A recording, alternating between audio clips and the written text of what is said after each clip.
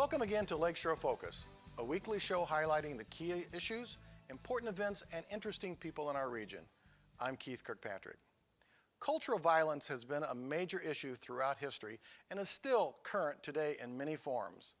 Many would agree that we have made progress over the last 100 or so years, yet violence and hatred still remain through learned racism and inherited fear. Our guest today has ventured into the center of the storm and is here to tell us his story. Let's welcome musician, author, lecturer, actor, and race relations expert, Daryl Davis. We're pleased to have you here visiting our region. Thank you for inviting me. I appreciate that. So with that little lead in, I bet most people weren't expecting to see a guy with as good a tan as you've got here. I've been working on it now for 57 years. You better be good. So particularly when we talk about the Ku Klux Klan, so you've got an interesting story. First of all, you're here in the region because you're a keynote speaker at Purdue Calumet, I think. I am, indeed. So you're going to be telling your full story to the students and faculty there. I will, and I hope it will inspire some to continue some of the things that I've done and do a better job than I've done. So to let our audience get some feel for where we're going to go with this, I said you were behind the scenes, so you've actually been engaged with, involved with, talked to, been to meetings with the Ku Klux Klan people. I have, and it started with racial incidents that happened to me as a child, and when I could not understand why people would attack me for no other reason than the color of my skin. My parents explained to me that it was called racism. At the age of 10, when this happened the first time, I had never heard the term racism. So what happened when you were 10? I had rocks and bottles and cans, soda pop cans, thrown at me as I was marching with the Cub Scouts from Lexington to Concord, Massachusetts, in a parade. In the North? In the North, yeah, commemorating the ride of Paul Revere. 1968, I was 10 years old. And at first my inclination was, oh, those people on the sidewalk throwing these things, these were adults and kids. My first inclination was, they don't like the Scouts. I didn't realize I was the only Scout getting hit until my den mother, my Cub master, pack leader, troop leader, all came back and huddled over me with their bodies to protect me. And you were like, okay, something's odd here. Right, and they weren't, I kept saying, why are they hitting me? Why are they hitting me? Granted, I was new. I just moved to the community maybe a few months prior. And they kept saying, shh, move along, Daryl, hurry, move along, it'll be okay. They never answered my question. So of course, being 10 years old, you have to have answers. So in order to placate my curiosity, I began creating answers like, oh, they're testing me because I'm the new kid on the block. I had every answer but the right answer.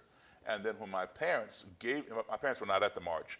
When I got home, they were putting that red stuff called mercurochrome and alcohol and Band-Aids all over me. The stuff that burns and hurts, yeah, right? That's the yes. one. So at that point you were thinking, this got to be a little more important than probably just the stuff I'm making up. I had no idea why I was under attack. And my parents thought I had fallen down and gotten scraped up. And I said, no, I didn't fall down. I told them exactly what happened. And they sat me down and explained the definition of racism. And I'm an only child. So I always relied on my parents to tell me the truth. They never lied to me. But on this day, they were lying to me.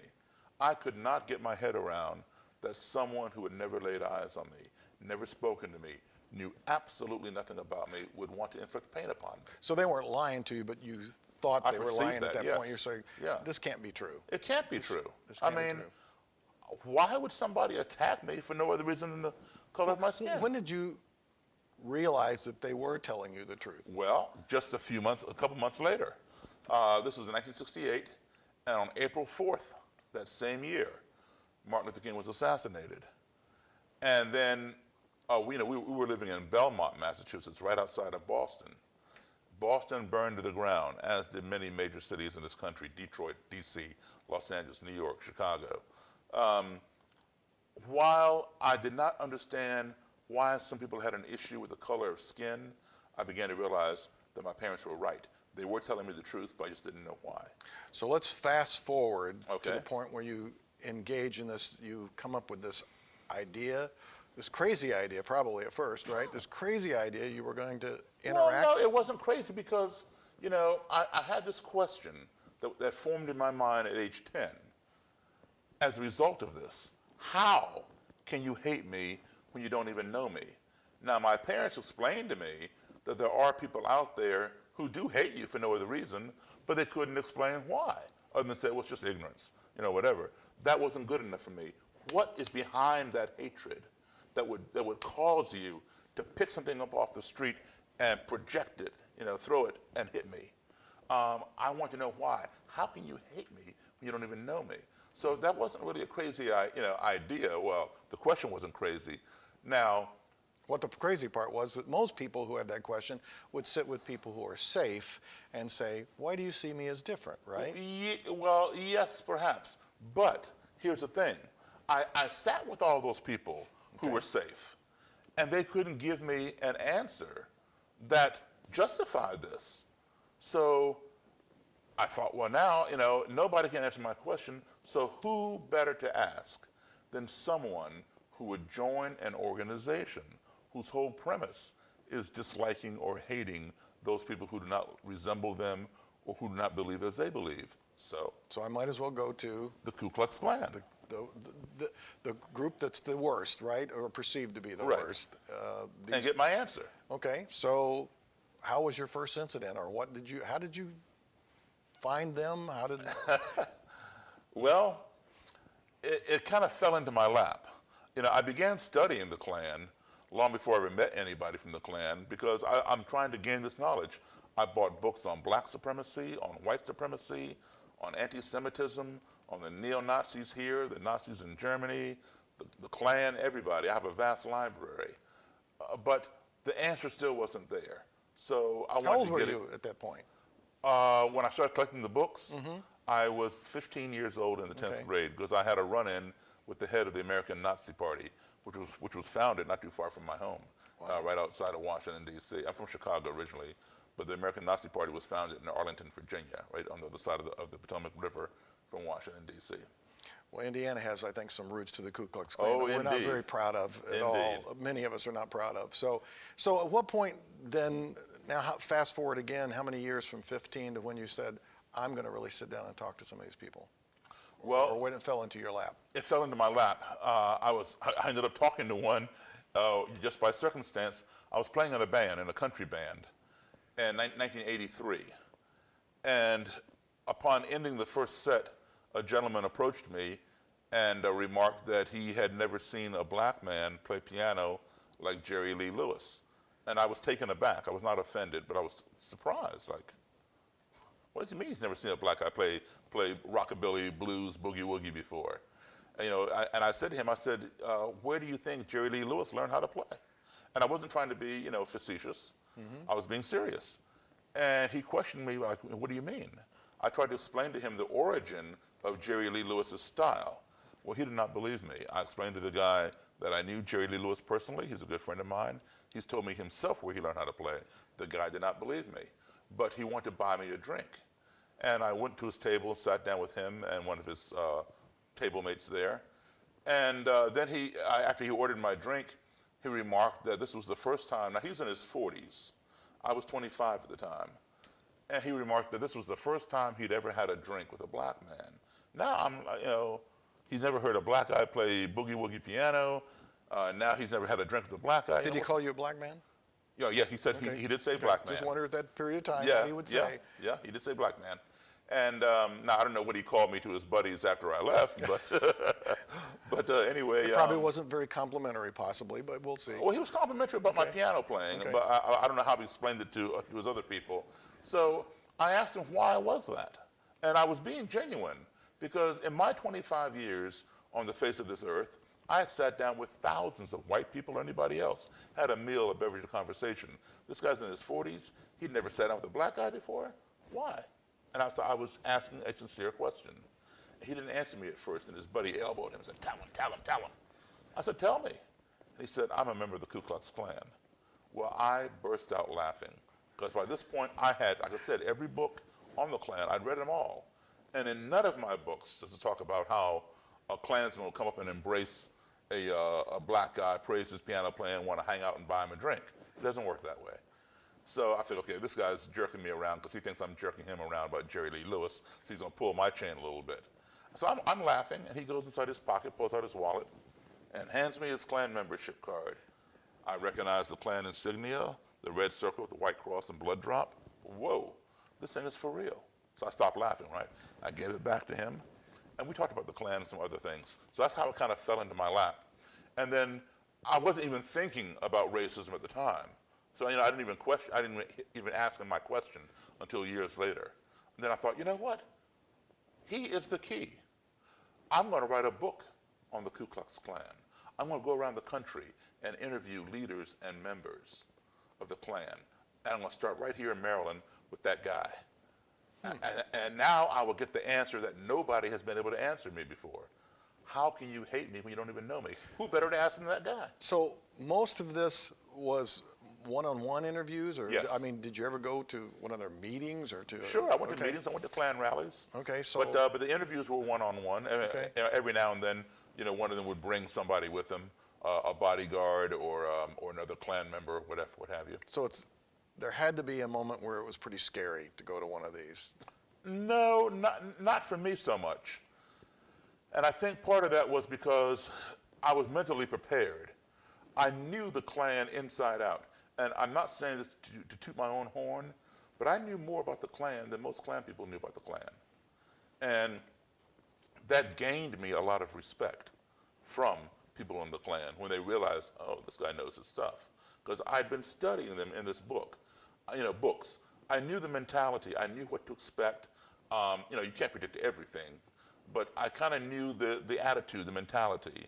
So I didn't go in there with a fear. So you were never scared ever spending time with them? No, it was more, people always use the word courage with me, but I dispute that. I say it was more curiosity than courage. So do you think that? Now, let me just point out one thing to you. I have been in 53 different countries around the world on 6 continents. Those travels are my travels as an adult, as a musician performing overseas, also my travels as a child, of being a child of parents in the U.S. Foreign Service. I was an American Embassy brat. So I literally, from a young age, experienced many different cultures across Africa, across Europe, South America, etc. So you're really comfortable with that? So I was comfortable with anything different. Because this is a different culture. Exactly. Right. So, but I'm trying to see their reaction to this because, again, they get painted a picture of being violent, hateful, just and very they aggressive. deserve that picture. Okay, but they look at you and again are talking to you, and something breaks down here that's different for them. So part of it sounds like it was this respect for the knowledge you had. Was there anything else you think? I think, well, some of them even explained to me that they were curious about me. Why would a black man wind up at the Klan?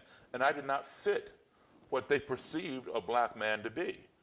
Because most black people are afraid of the Klan, or we were inferior, we have a low level intelligence, and here I am conversing with these people, and I'm not any, genius or anything like that, but they had never taken the opportunity to sit down on a one-on-one basis and just have a social conversation. So one of the most important things that I learned is this: while you are actively learning about someone else, at the same time, you are passively teaching them about yourself. So they were gleaning information from me as I was gleaning stuff from them. So do you feel like at some point that some of these people went, why am I still in the Klan if I... Oh, I know that for a fact, Okay. yes. So you saw personally some people go, I'm done with this. Right. Over a period of time. That's where you got these. They gave it up. Exactly. Not overnight, but over a period of time, they began to question their own beliefs. So I said that in jest, but seriously, I guess if you step out of the Klan, you don't need your costume, or what is this Unless called? you want Your it for uniform? robe and hood, Klan regalia. So uniform. Did people say, here, this is, No, I don't need this? The first one that I got, the guy was going to throw it away. And I said, no, give it to me. I want it. I wasn't quite sure what I was going to do with it at the time, but I wanted it. And now I know. I've got a ton of stuff now over the years, and one day I'm going to open a museum. So what'd you bring with you? You brought... Well, let's start with this. This is a T-shirt, and we're in celebration of Martin Luther King, his birthday week. This perhaps is one of the most vile things that I have. Nobody in the Klan likes Martin Luther King. Martin Luther King was about bringing everybody together. Right. The Klan's about separating everybody, right? So on Martin Luther King Day, they wear this T-shirt all across the country, and it depicts a picture of Martin Luther King with the crosshairs of a rifle targeted on his forehead, mocking his "I Have a Dream" speech, and it says, "Our dream came true." Wow. You're right. That's pretty bad. So, but people say to me, "Daryl, why don't you burn that stuff? How can you have this?" No, this is part of our history. People need to know this. People need to remember know. this. And I'm glad that I have this, because the person who wore this shirt no longer believes in what this stands for. Wow. So nobody will ever wear it again. I have it. So This is the robe of an imperial wizard, meaning national leader. Blue or purple designate the imperial level. This is the clan symbol that all clan groups use. It's called a blood drop emblem, or a mayoke. It's the red circle with the white cross and red blood drop in the center. The black lines, as you can see at the angles, they form Ks. There are 4 of them. It stands for Knights of the Ku Klux Klan. which always is a bad thing for me with Keith Kirkpatrick with 2 Ks. Somebody every once in a while will make say sure you to don't me, have what's your middle name? first was Then I get worried. My first is Robert. So, but people every once in a while say, "You surely don't have 3 Ks in your name." I said, "No, I do not." So, And of course, this is what's known as the hood or the helmet. They call it a helmet or a hood. Members who want anonymity, they wear the mask. The mask has 3 snaps or Velcro, and they peep at you through these eyelets. If they don't care that you know who they are, they just unsnap the mask, pull it off, and the face is exposed below the hood. Now, the robe that I just showed you is cotton. And you can have, depending upon your rank, green is the grand color. Grand means state level, like a grand dragon, be a state leader. An imperial wizard is the national leader. So blue or purple are the imperial wizard colors. You can have a white cotton robe with green cape, green sash, green stripes, or purple or blue stripes on a cotton robe. Or you can have a satin robe that's fully green or fully purple, fully blue, or fully white. so you're right. You do know a lot about this. How many people are still around in the Klan? I know that's probably a difficult. It's a number to hard determine. thing to give an exact answer. They don't even know. Okay, but it's estimated maybe nationwide, probably less than 10,000. Really? So Yeah, it's, but that does not mean that the mentality is limited to 10,000 people. these are just the people who are willing to Right. don the robe Exactly. and be part of the club. or Exactly. whatever. Now this, this is a Grand Dragon's robe, green. Okay. I also have another Grand Dragon's robe, which would be a white one with a green cape and green sash. This is a full green satin robe. It's your choice if you prefer satin or cotton. All right. This guy sports 2 of the Klan emblems here, and of course He doesn't any longer because you've got his Right. robe. But I got to tell you about this guy. See, he's got his Confederate flag going on. When I was a teenager, this Grand Dragon here, I heard on the news that he'd been arrested and charged with conspiring to bomb a synagogue up in Baltimore, Maryland.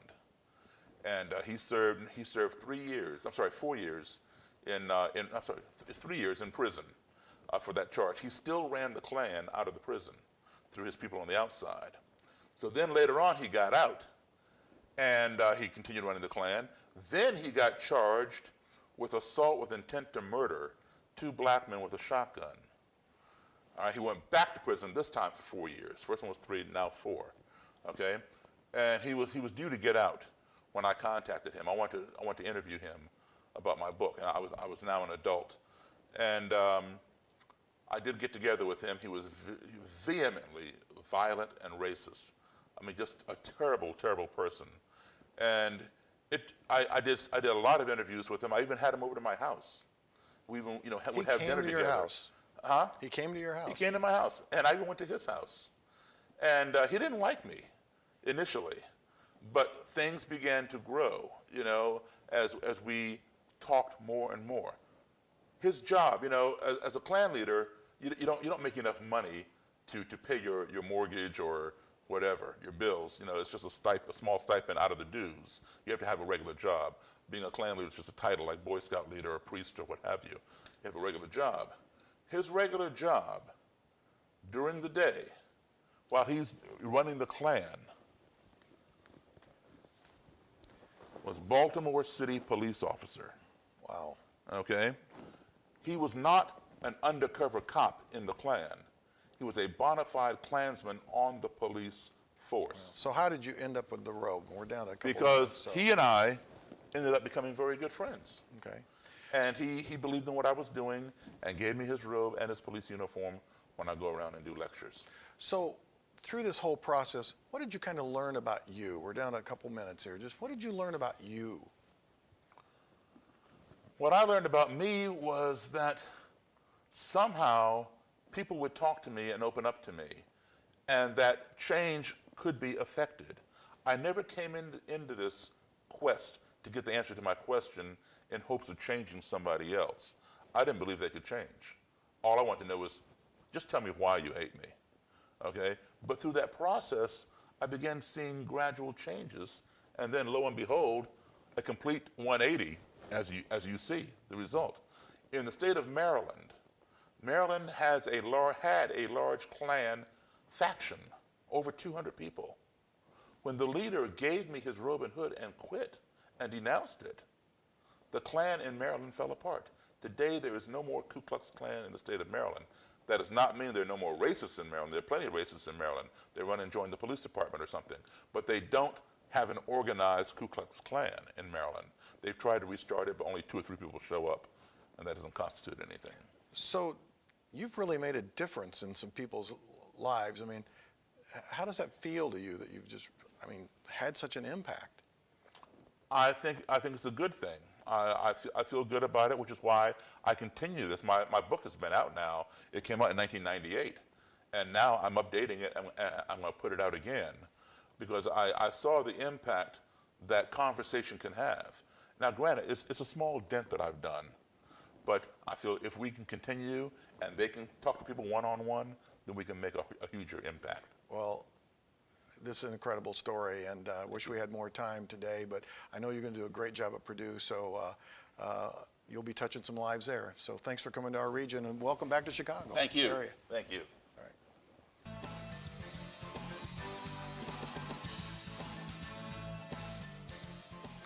As I was considering the potential contents for my ending remarks, I thought of the word courage. Rather than my usual dictionary lookup, I decided to create my own definition. I settled on action while facing adversity. I was pretty close. My online sources reflected with the ability or strength to do something when frightened or in the face of pain and grief. It's one thing to have the ability or strength, it's quite another to use it. That's why I lean toward the action portion of the definition. Most of us will think of courage with a capital C, reflecting on a civil rights advocate facing attack dogs and police-wielding nightsticks, or a soldier carrying a wounded comrade to safety while under intense fire. It also takes courage to keep moving when your legs hurt. Get up each morning to face another day after losing a job, or walking into a room occupied by someone who really doesn't like you. Some of us may judge these situations and many others by levels, thinking that one kind of courage is more important than another. Yet courage is courage. It's all relative. The little school kid confronted by the gigantic bully who is screaming and hitting may be as courageous or even more courageous than the firefighter who runs into a blazing building to save a baby. There are so many versions of fear, pain, sadness, anger, and grief. Each is an adversity, and you may be able to add others to this list. To take action while facing adversity is my definition of courage. It is simpler to retreat, hide, remain silent, or ignore than to do something. Each of us should be eager to recognize and applaud the courage of others. In addition, we can examine our personal histories and appreciate the times when we have been courageous. Finally, we need to reconsider opportunities where we have taken the easy way out and not shown our courage. Maybe we will need a little encouragement at those moments. That's interesting. The word courage is in the center of encouragement. Well, that could be a topic for a future closing comments. Hey, thanks for watching our show. We hope you enjoyed it and have been inspired. There are more past Lakeshore Focus shows filled with inspiration, and they are available on our website, which is listed on your screen. You can also send your comments and thoughts to our email address. We look forward to hearing from you. A couple of weeks ago, we had two guests who are regional residents and have families living in Syria. They shared their heartfelt stories about the crisis that their families are currently enduring. If you missed that show, you can view it on the website. Join us next week on Lakeshore Focus. I'm Keith Kirkpatrick saying, make a positive difference in our world today.